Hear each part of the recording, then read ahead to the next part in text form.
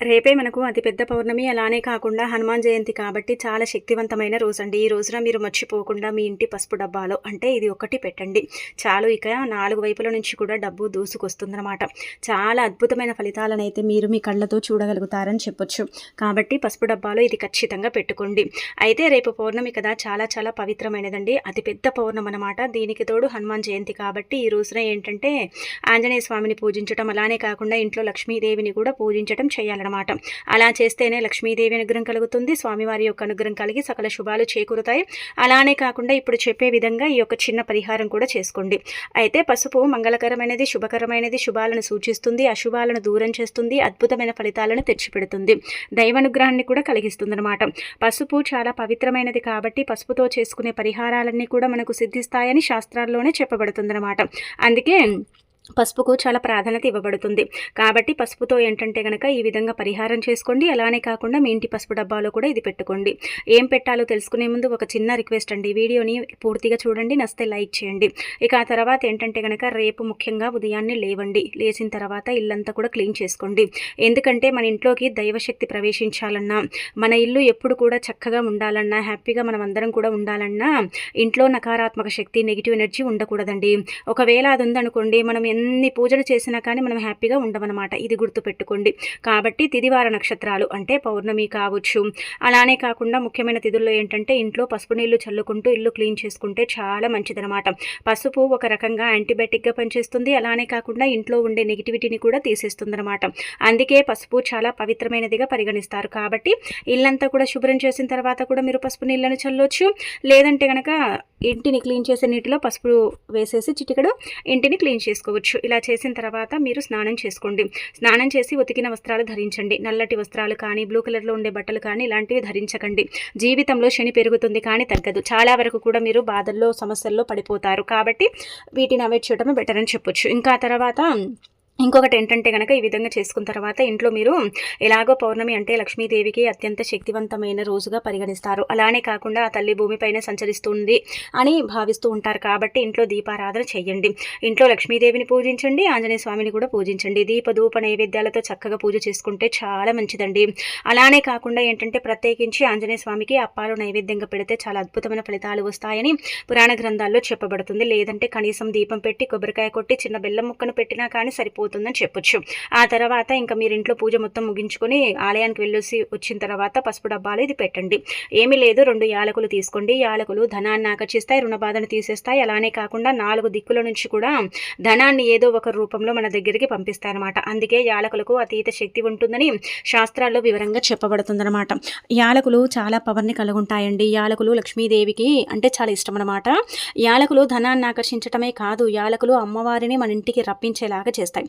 ఇప్పుడు మీ భర్త సంపాదన పెరగాలన్నా, మీ భర్తకు ఐశ్వర్యం లభించాలన్నా, 4 దిక్కుల నుంచి డబ్బు రావాలన్నా, ధన ద్వారాలు తెచ్చుకోవాలన్నా సరేనండి, 2 యాలకులు తీసుకొని చేతిలో పట్టుకొని చక్కగా సంకల్పం చెప్పుకొని మీ ఇంటి పసుపు డబ్బాలు వేసుకుంటే చాలు. డబ్బు ఏదో ఒక రూపంలో మీ దగ్గరికి వస్తుంది. అది ఒక వస్తువు కావచ్చు, వాహన రూపంలో కావచ్చు, దైవ రూపంలో కావచ్చు, లేదంటే కనుక బలం రూపంలో కూడా డబ్బు ఏంటంటే కనుక మన దగ్గరికి రావడానికి అవకాశం ఉంటుందన్నమాట. చాలా అద్భుతమైన ఫలితాలను అయితే చూడగలుగుతారు. నెల రోజులు పెట్టి ఆ తర్వాత వాటిని తీసేసి ఏదైనా చెట్టు మొదట్లో వేసేస్తే సరిపోతుంది.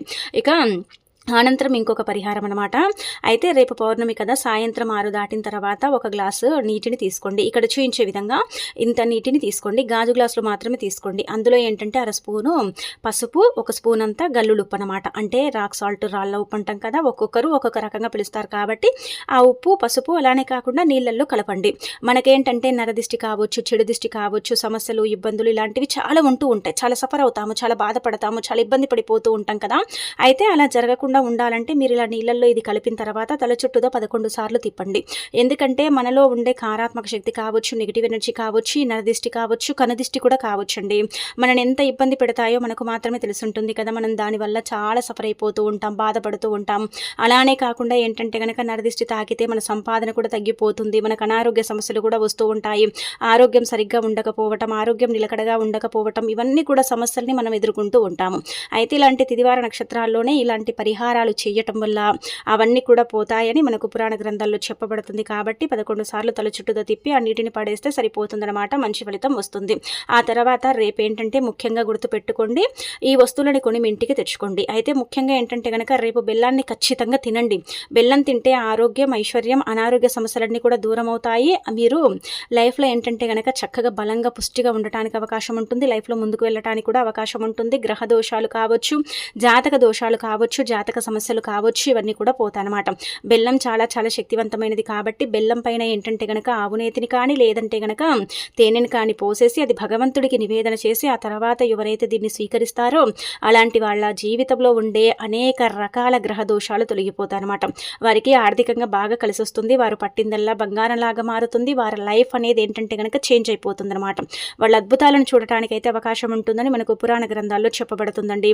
అందుకే బెల్లం అనేది తినండి. బెల్లము, అటుకులు, పాలు పౌర్ణమి రోజు తింటే చాలా మంచిదనమాట. అవి తినకపోయినా కేవలం బెల్లం తిన్నా కానీ మీకు అంతే ఫలితం వస్తుందని చెప్పొచ్చు. కాబట్టి ఈ విధంగా ఏంటంటే కనుక ఖచ్చితంగా మీరు బెల్లాన్ని తినండి. బెల్లాన్ని ఇంటికి కొని తెచ్చుకోండి.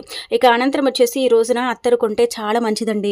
అత్తరు సుగంధ ద్రవ్యాల్లో ఒకటిగా భావిస్తారు. కాబట్టి ఎవరైతే అత్తర్ని కొని ఈ రోజున ఇంటికి తెచ్చుకుంటారో అలాంటి వాళ్ళ ఇంట్లోకి లక్ష్మీదేవి ప్రవేశిస్తుందన్నమాట. మీ ఇంట్లో ఏంటంటే కనుక దైవానుగ్రహం లేకపోయినా, మీ ఇంట్లోకి లక్ష్మీదేవి రావట్లేదని మీరు బాధపడుతున్నా సరే, అత్తర్ అనేది మనకు బయట మార్కెట్లో దొరుకుతుంది. 20-30 రూపాయలు పెడితే మనకు లభిస్తుంది. కాబట్టి అత్తర్ని ఖచ్చితంగా కొని ఇంటికి తెచ్చుకోండి. అత్తర్ ఏంటంటే కనుక ఇంటికి కొని తెచ్చుకున్న తర్వాత దానితో కొన్ని రకాల పరిహారాలు చేసిన, కొన్ని రకాల అంటే పనులు మనం చేసుకున్నా సరేనండి, మన ఇంట్లో నుంచి లక్ష్మీదేవి అడుగు బయటికి పెట్టదనమాట. మనకేంటంటే ఐశ్వర్యాన్ని ఇస్తూనే ఉంటుంది. మనకు చక్కటి సంపాదనను సమకూరుస్తుంది. అద్భుతమైన రిజల్ట్ని ఇస్తుందన్నమాట. ఎందుకంటే అత్తరు ఒక 2 చుక్కలైనా సరే మంచి వాసన వస్తూ ఉంటుంది కదా, అందుకే నీళ్ళల్లో అత్తర్ని కలిపి కూడా ఇంట్లో చల్లొచ్చు. అలానే కాకుండా ఏంటంటే కనుక అత్తర్ని ఇంటికి తెచ్చుకున్న తర్వాత పౌర్ణమి రోజు 2 చుక్కలు చేతిలో పోసేసి చక్కగా దేవుడి పటాలకు కూడా రాయొచ్చు అనమాట. అలా కూడా ఆ విధంగా కూడా మనకేంటంటే కనుక దైవానుగ్రహం కలుగుతుందన్నమాట. సకల శుభాలు కూడా చేకూరుతాయి. చాలా అద్భుతమైన ఫలితాలనైతే మీరు మీ కళ్ళతో చూస్తారని చెప్పొచ్చు. మనం ఏంటంటే అత్తరే కదనుకుంటాం, కానీ అత్తరు వల్ల మనకు మంచి జరుగుతుంది. అత్తరు, బెల్లము ఖచ్చితంగా కొని ఇంటికి తెచ్చుకోండి. వాటితో పాటు ఒక 5 పసుపు కొమ్ములు కూడా కొని ఇంటికి తెచ్చుకోండి. మీ జీవితాన్ని మార్చుకోండి. 5 పసుపు కొమ్ములు ఇంటికి తెచ్చుకున్న తర్వాత, అంటే కొని ఇంటికి తెచ్చుకున్న తర్వాత, లేదంటే మీ ఇంట్లో ఉన్నాయనుకోండి వాటినే మీరు ఏంటంటే కనుక ఉపయోగించుకోవచ్చు. 5 పసుపు కొమ్ములు తెచ్చుకున్న తర్వాత వాటిని ఏంటంటే కనుక చక్కగా ఒక ఎరుపు రంగు వస్త్రంలో పెట్టండి. లేదంటే నార్మల్గా పాలిథిన్ కవర్స్ ఉంటాయి కదా, అందులోనైనా సరే పెట్టేసి అవి ఏంటంటే కనుక అమ్మవారి పటం ముందు, అంటే లక్ష్మీదేవి పటం ముందు పెట్టండి. అలా పెట్టి వాటిని పూజించుకొని వాటిని తీసేసి ఏంటంటే మీ బియ్యం డబ్బాలో పెట్టండి.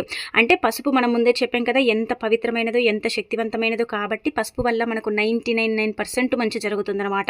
అలానే ఇంకొకటి ఏంటంటే పసుపు వల్ల ధనం వస్తుందండి. అలానే కాకుండా దైవానుగ్రహం కూడా కలుగుతుంది. ఇలా అందుకే పసుపు ఇంటికి కూడా తెచ్చుకొని ఈ విధంగా పెట్టుకొని ఆ తర్వాత వాటిని తీసేసి వంటల్లో కూడా ఉపయోగించుకోవచ్చు. అనంతరం ఈ రోజున ధనియాలు కొంటే బంగారం కొన్నట్టే. ఎందుకంటే పౌర్ణమి తిదివార నక్షత్రం బాగుంటుంది కాబట్టి పౌర్ణమి లక్ష్మీదేవికి అంకితం చేయబడుతుంది. కావున అలానే మంచి రోజు కూడా కాబట్టి ఈ రోజున ఖచ్చితంగా ధనియాలు కొనండి. అంటే కేజీల కొద్దీ ఏం కొనకండి, నార్మల్గా మీరు కొన్ని కొన్నా పర్వాలేదు, కానీ ధనియాలు కొనండి. అంటే బెల్లము, అలానే కాకుండా ధనియాలు, అత్తరు, దానికి తోడు ఇంకొకటి ఏంటంటే కనుక ఒక రకంగా చెప్పాలంటే మనం చెప్పుకున్నాం కదా పసుపు కొమ్ములు కావచ్చు, పసుపు కావచ్చు, ఇవన్నీ కూడా మంగళకరమైన వస్తువులు, శుభకరమైన వస్తువులు. ఈ వస్తువుల వల్ల మనకు మేలు చేకూరుతుంది. మంచి అంటే రిజల్ట్ వస్తుందన్నమాట. మనం ఎప్పుడు కూడా ఏమనుకుంటామండి, మనకు అదృష్టం పట్టాలి, దురదృష్టం తొలగిపోవాలి, అదృష్టంగా ఉండాలి, అందరిలాగే మేము కూడా లైఫ్లో ఎదగాలి అని కోరుకునే వారికైతే ఈ వస్తువులు చక్కగా అంటే ఉపయోగపడతాయని చెప్పొచ్చు. ఇందులో మీకు నచ్చిన 2 వస్తువులు తెచ్చుకోండి. అన్ని వస్తువులు తెచ్చుకోమని చెప్పట్లేదు. ఒక 2 వస్తువులు మీకు ఏవైతే అవసరం ఉంటాయో, ఏవైతే ఇష్టం ఉంటాయో ఆ 2 వస్తువులు తెచ్చేసుకుంటే సరిపోతుందండి. ఎంతలా ఫలితం అనేది మీకు కనిపిస్తుందో మీరే మీ కళ్ళతో చూసి షాక్ అయిపోతారనమాట. పౌర్ణమి అతీత శక్తివంతమైనది. పౌర్ణమి రోజున ఏంటంటే కనుక లక్ష్మీదేవి భూమిపైన సంచరిస్తూ ఉంటుంది, భక్తులకు దర్శనం ఇస్తూ ఉంటుంది. కాబట్టి ఈ రోజున అమ్మవారికి ఎంతో ఇష్టమైన వస్తువు అంటే గల్లులుప్పు, అంటే రాళ్ళ ఉప్పు. అలానే కాకుండా రాక్ సాల్ట్ అంటాం కదా, అది ఒక్క ఉప్పు ప్యాకెట్ కొని తెచ్చుకుంటే చాలు. ఇక మీ లైఫ్ చేంజ్ అయిపోయినట్టే, మీరు అనుకున్నవన్నీ కూడా జరిగినట్టే. మీ లైఫ్లో మీరు ఏంటంటే కనుక ఒక పెద్ద గోల్ని అంటే రీచ్ అయినట్టే అని చెప్పొచ్చు. కాబట్టి గల్లులుప్పు ఒక 10 రూపాయలు పెట్టి కొని ఇంటికి తెచ్చుకొని ఈ రోజు ఏంటంటే కనుక ఐశ్వర్య దీపం కూడా పెట్టవచ్చు. అంటే ఉప్పు దీపం అనుకుంటాం కదా మనము, ఆ ఉప్పు దీపాన్ని వెలిగించవచ్చు. లేదంటే ఉప్పుతో అనేక రకాల పరిహారాలు కూడా చేసుకోవచ్చు. ఉప్పే కదా అనుకుంటాం, కానీ ఉప్పు వల్ల ఏంటంటే గనక అమ్మవారు మన ఇంట్లోకి ప్రవేశిస్తుందని చాలా మందికి తెలియదు. కాబట్టి ఉప్పుని ఇంటికి కొని తెచ్చుకున్న తర్వాత అప్పుని తీర్చుకోవాలంటే ఇప్పుడు చెప్పే ఈ పరిహారం చేసుకోండి. ఒక మట్టి పాత్రను తీసుకోండి, అందులో ఒక గుప్పెడంత ఉప్పుని పోసేయండి, అర స్పూన్ అన్ని ఆవాలు పోసేయండి, అర స్పూన్ అంత కుంకుమ, అర స్పూన్ అంత పసుపు పోసేయండి, రూపాయి బిళ్ళను పెట్టండి. అలా పెట్టేసి గట్టిగా సంకల్పం చెప్పుకోండి, ఇది అప్పు కోసం చేస్తున్నాం కాబట్టి అప్పు తీరాలని, అప్పుల కూబిలో నుంచి బయటపడాలని, మీరు కూడా అప్పులు ఇచ్చే స్టేజ్కి వెళ్ళాలని, అప్పు అనేది మీ లైఫ్లో ఉండకుండా ఉండాలని గట్టిగా సంకల్పం చెప్పుకోండి. అలా చెప్పేసుకొని రాత్రంతా కూడా మీ ఇంట్లో పెట్టి మరుసటి రోజు దాన్ని తీసేసి ఏదైనా చెట్టు మొదట్లో పెట్టేసి వదిలేసి రండి. కానీ ఆ పాత్రను కానీ అందులో పెట్టిన వస్తువులను కానీ ఏవి కూడా తీసుకోకూడదనమాట. ఇది లక్షల్లో కూడా ఏంటంటే కనుక పౌర్ణమి రోజున చేసేసి ఫలితాలను పొందుతారని మనకు పరిహార శాస్త్రంలో చెప్పబడుతుందన్నమాట. ఎవరైతే పరిపూర్ణ నమ్మకంతో ఈ పరిహారం చేస్తారో అలాంటి వాళ్లకు తప్పకుండా అప్పు తీరుతుందండి. అప్పులు ఏంటంటే మనం సంపాదించింది సరిపోకనో లేదో మన దగ్గర సరిగ్గా లేకనో మనం అప్పు చేస్తాము. అప్పు చేసేటప్పుడు బాగానే చేస్తామండి, చేసిన తర్వాత ఏంటంటే ఆ అప్పులు తీర్చుకోవడానికి మనం చాలా ఇబ్బంది పడతాం, బాధపడతాం కదా. మరి అప్పు అనేది ఉండకుండా ఉండాలంటే తప్పనిసరిగా ఈ పరిహారం అనేది చేయాలన్నమాట. అప్పుడే అప్పు నుంచి మనము అంటే అప్పుల కూవిలో నుంచి మెల్లిమెల్లిగా బయటపడటానికి అవకాశం ఉంటుందన్నమాట. అప్పు అనేది మన లైఫ్లోకి అంటే మళ్ళీ ఎంటర్ అవ్వకుండా ఉన్నా కానీ దాన్ని తీర్చుకునేంత శక్తి మనకు వచ్చేలాగా చేయడానికి ఈ పరిహారం అనేది మనకు ఉపయోగపడుతుంది. కాబట్టి ఖచ్చితంగా ఈ ఉప్పు పరిహారం అయితే చేసేసుకోండి. ఆ తర్వాత ఏంటంటే ఉప్పుని కొని తెచ్చుకున్న తర్వాత చేసుకోండి, లేదంటే మీ ఇంట్లో కొత్త ఉప్పు ప్యాకెట్ ఉంటే దానితో కూడా మీరు చేయొచ్చు. దానితో కూడా చేసుకోవడం వల్ల రిజల్ట్ వస్తుందన్నమాట. మనం ఇలా చేసుకున్నా సరేనండి, ఉప్పుతో చేసే పరిహారాలన్నీ కూడా ఖచ్చితంగా సిద్ధిస్తాయి. ఇది మాత్రం బండ గుర్తు పెట్టుకోండి. ఎందుకంటే అమ్మవారి యొక్క రూపంగా ఉప్పుని భావిస్తారు. అలానే కాకుండా లక్ష్మీదేవి పుట్టినింటి నుంచి ఉప్పు లభిస్తుంది కాబట్టి ఉప్పుతో చేసుకునే పరిహారాలు పనిచేస్తాయని మనకు శాస్త్రాల్లోనే చెప్పబడుతుందన్నమాట అండి. అందుకే ఇలా ఉప్పు పరిహారం చేయండి. ఇక అలానే కాకుండా రేపు పౌర్ణమి రోజున అంతెందుకండి, మన ఇంటికి ఉప్పుతో దిష్టి తీస్తే చాలా మంచిదనమాట. ఒక గుమ్మడికాయని తెచ్చుకొని కూడా మనం ఏంటంటే గుమ్మడికాయకు చక్కగా పసుపు రాసి కుంకుమతో బొట్టు పెట్టి ఆ గుమ్మడికాయని ఇంటి గుమ్మానికి కడితే కూడా అండి ఇంటి పరంగా ఉండే దిష్టి దోషాలతో పాటు నరదిష్టి, చెడు దిష్టి ఇవన్నీ కూడా పోతాయి. కనుదిష్టి ఉంటుంది కదా, దాని నుంచి కూడా మనం బయటపడతాము. పౌర్ణమి రోజు పాత గుమ్మడికాయని తీసి పడేసి కొత్త గుమ్మడికాయ తెచ్చుకొని ఈ విధంగా ఏంటంటే కనుక ఇంటి సింహద్వారానికి కడితే చాలండి. ఇక మీ సుడి తిరిగినట్టే, మీ జీవితం మారిపోయినట్టే, మీ ఇల్లు మీకు అనుకూలించి మీ ఇంటి వాతావరణం చక్కగా ఉన్నట్టే అని మనకు పురాణ గ్రంథాల్లో చెప్పబడుతుంది. కాబట్టి ఇది కూడా చేసుకోండి. ఇంకా తర్వాత రేపు మనకు పౌర్ణమి కదా, హనుమాన్ జయంతి కూడా, కాబట్టి ఇంట్లో ఈ కూరలు వండకండి. ఈ కూరల వల్ల ఏంటంటే కనుక కోరి మనం ఏ కష్టాలు తెచ్చుకున్న వారం అవుతాము. ఈ కూరలు వండటం వల్ల ఇంట్లో ఏంటంటే కనుక మనము నరకబాధలు అనుభవిస్తామన్నమాట. ఈ కూరలు వండకూడదు. అంటే గుడ్లు కావచ్చు, చేపలు కావచ్చు, పీతలు, రొయ్యలు, అలానే కాకుండా ముఖ్యంగా కొన్ని అంటే వెజిటేబుల్స్ కూడా వండుకోకూడదనమాట. అవి కూడా మనకి ఏంటంటే హాని కలిగిస్తాయి. కాబట్టి ఆలుగడ్డ కావచ్చు, అలానే కాకుండా గుమ్మడికాయ ఉంటుంది కదా, గుమ్మడికాయ కావచ్చు, కొన్ని దుంపకూరలు ఉంటాయి కదండి, ఆ దుంపకూరల్ని కూడా వండకూడదని మనకు అంటే పరిహార శాస్త్రంలో చెప్పబడుతుందన్నమాట. వీటి వల్ల ఏంటంటే చెడు జరుగుతుందన్నమాట. కష్టాలు ఏంటంటే మనకు తలెత్తుతాయి. కష్టాల బారిన మనం పడిపోతాము, చాలా ఇబ్బందులకు మనం గురవుతాము. కాబట్టి ఈ కూరల్ని అసలు వండకండి, వీటిని అవాయిడ్ చేసేయండి. మనం ఇంట్లో వండుకోలేదు కదా, ఇంట్లో పూజ అయిపోయింది కదా అని చాలా మంది ఏం చేస్తారంటే బయటికి వెళ్ళి నాన్ వెజ్ని తింటూ ఉంటారు. అలా తినకండి. నాన్ వెజ్ తినటం వల్ల మన జీవితంలో దుఃఖం తప్ప ఏమి ఉండదనమాట. అంటే మనకు చాలా వరకు కూడా లక్ష్మీదేవి ఆగ్రహానికి గురవుతాం, ఆంజనేయ స్వామి ఆగ్రహానికి గురవుతాము. మనకు చాలా వరకు నష్టాలు ఏర్పడతాయి అనమాట. కష్టాలు ఏంటంటే ఒక దాని తర్వాత కష్టాలు వస్తూ ఉంటాయి అనమాట. అందుకే వీటిని అవాయిడ్ చేసేయండి, సరిపోతుంది. ఆ తర్వాత రేపు పౌర్ణమి రోజున కలబంద మొక్కతో ఈ విధంగా చేస్తే చాలండి. ముగ్గురమ్మల అనుగ్రహం మీకు కలుగుతుంది, మీ సుడి తిరుగుతుంది, మీ జీవితం మారిపోయి మీ ఇంటి పరంగా మీకు బాగా కలిసి వస్తుందని చెప్పొచ్చు. అయితే కలబంద మొక్క అతీత శక్తివంతమైన మొక్క. కలబంద మొక్క ఏంటంటే కనుక లక్ మొక్కగా భావిస్తారు. లక్ ఏంటంటే కనుక మనకు వరించాలన్నా, అంటే లక్ అంటే అదృష్టం కదండి, అదృష్టం మనకు వరించాలన్నా, దురదృష్టం తొలగిపోవాలన్నా, ఇంటి పరంగా మనకు బాగా కలిసి రావాలన్నా, ఇంట్లో ఉండే అనేక రకాల ఇబ్బందుల నుంచి మనం బయటపడాలన్నా, ఇంటిపైన ఉండే ఈ చెడు ప్రయోగాలతో పాటు ఈ నరదిష్టులు, చెడు దిష్టులు ఉంటాయి కదా, వాటి నుంచి అయినా సరే మనం బయటికి రావాలన్నా సరే ఖచ్చితంగా కలబంద మొక్క పరిహారం అనేది చేయాలన్నమాట. కలబంద మొక్క పరిహారం అనేది అతీత శక్తివంతమైనది. కలబంద మొక్కలో ఏంటంటే గనక ముగ్గురమ్మలు కొలువు తీరుతారు. సరస్వతీదేవి, పార్వతీదేవి, లక్ష్మీదేవి కలబంద మొక్కలోనే నివసిస్తూ ఉంటారు. కలబంద మొక్క ఏంటంటే గనక ఒక రకంగా చెప్పాలంటే చెడుని తీసేసి మంచిని తెచ్చి పెడుతుంది. అమావాస్య కావచ్చు, పౌర్ణమి కావచ్చు, మిగతా తిదివార నక్షత్రాల్లో కావచ్చు, కలబంద మొక్కని వేళ్లతో సహా పీకి ఇంటికి తెచ్చుకొని దాన్ని క్లీన్ చేసుకొని దానితో పరిహారము చేసుకుంటే తప్పకుండా మీరు దేనికోసం అయితే చేశారో ఆ పరిహారం అనేది పనిచేస్తుందన్నమాట.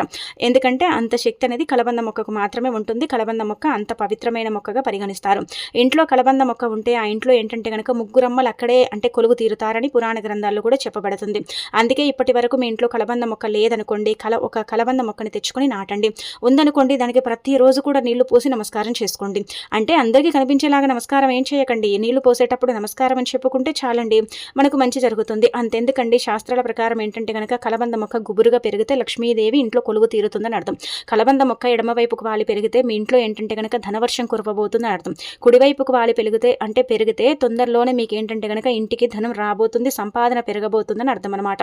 కలబంద మొక్క పెరిగే విధానాన్ని బట్టి కూడా దాన్ని అంచనా వేయొచ్చని మనకు నిపుణులు కూడా చెబుతున్నారనమాట. అందుకే అలోవెరా ట్రీ అనేది ఏంటంటే కనుక చాలా పవర్ఫుల్ అనమాట. ఇది చర్మ రహస్యానికే కాదు, జుట్టుకే కాదండి, అంటే మన జుట్టుకు కూడా అంతే ఎంత ఉపయోగపడుతుందో పరిహారాల పరంగా కూడా మనకు అంతే ఉపయోగపడుతుంది అనమాట. అంతే ఫలితాన్ని తెచ్చిపెడుతుంది. కాబట్టి కలబంద మొక్క అనేది చాలా చాలా శక్తివంతమైన మొక్కగా పరిగణించబడుతుంది. కలబంద మొక్కతో చేసుకునే పరిహారాలన్నీ కూడా మనకు 99% ఉపయోగపడతాయి. కాబట్టి ఈ రోజున మర్చిపోకుండా కలబంద మొక్కని వేళ్లతో సహా పీకింటికి తెచ్చుకొని దానికంతా కూడా పసుపు రాసి కుంకుమతో బొట్టు పెట్టి ఇంకా ఈ కలబంద మొక్కను ఏంటంటే కనుక తలకుందులుగా వేలాడదీయండి. అంటే వేర్లు పై భాగంలోకి రావాలి, ఈ చివర్లన్నీ కూడా కింది భాగంలోకి వెళ్ళిపోవాలి. ఇలా ఇంటి గుమ్మానికి కలబంద మొక్క కడితే చాలా మంచిది. చాలా అదృష్టము, ఐశ్వర్యము, ఎనలేని సంపద మీ సొంతము. అలానే కాకుండా ఏంటంటే కనుక మీ ఇంట్లోకి ముగ్గురమ్మలు ప్రవేశించటము, ఇదంతా కూడా మీరు మీ కళ్ళతో లైవ్లో చూస్తారని చెప్పొచ్చు. అంటే దైవం మన ఇంట్లో కొలువు తీరిందనుకోండి, మన ఇంట్లో కష్టాలు, సమస్యలు, బాధలన్నీ కూడా పోతాయన్నమాట. చాలా అద్భుతమైన ఫలితం ఉంటుంది.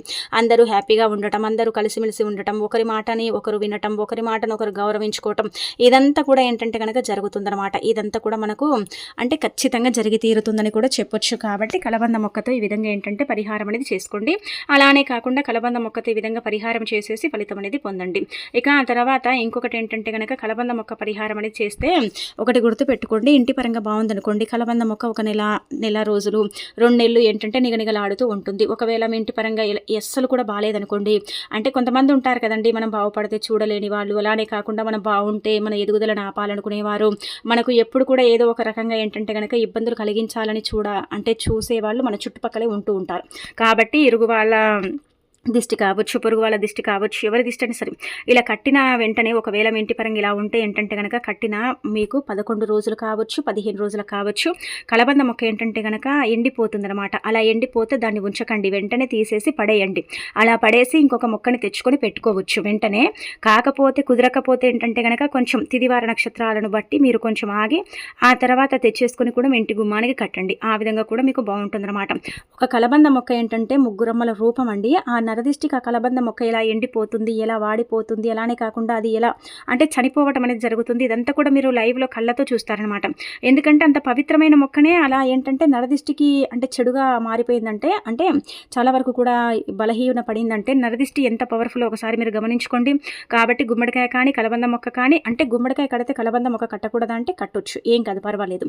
కలబంద మొక్కని కట్టుకోండి. గుమ్మానికి ఏంటంటే కనుక ఇలా మీరు కలబంద మొక్కతో పాటు గుమ్మడికాయను కూడా కట్టుకోండి. ధూపం వేయండి, ఖచ్చితంగా ధూపం చూయించండి.